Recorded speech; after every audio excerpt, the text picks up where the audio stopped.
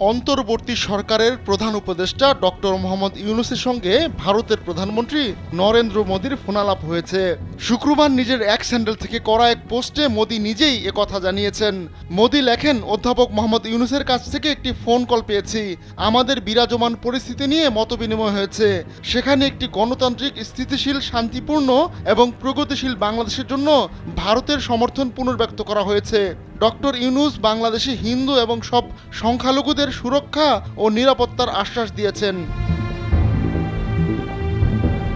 এর আগে বৃহস্পতিবার দিল্লির লালকেল্লায় ভারতের স্বাধীনতা দিবসের অনুষ্ঠানে মোদী বলেন, ১১৪ কোটি ভারতীয় বাংলাদেশের সংখ্যালঘু হিন্দুদের নিরাপত্তা নিয়ে চিন্তিত।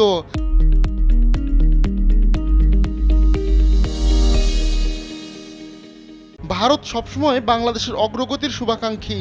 আমরা আশা করি বাংলাদেশের পরিস্থিতি শিগগিরই স্বাভাবিক হবে। ভারতীয়রা চায় হিন্দু ও সংখ্যালঘুদের নিরাপত্তা নিশ্চিত হোক। মোদীর এমন বক্তব্যের পরেই তাকে ফোন করলেন ডক্টর মোহাম্মদ ইউনূস। কোটা সংস্কারের দাবিতে শুরু হওয়া আন্দোলন গণ অভ্যুত্থানে রূপ নিলে গেল ৫ আগস্ট পতন ঘটে শেখ হাসিনা সরকারের। ওই দিনই পদত্যাগ করে দেশ ছেড়ে ভারতে আশ্রয় নেন শেখ হাসিনা। বর্তমানে তিনি ভারতেই রয়েছেন। তবে শেখ হাসিনা ভারতেই থাকবেন নাকি অন্য কোথাও আশ্রয় নেবেন তা এখনো স্পষ্ট নয়।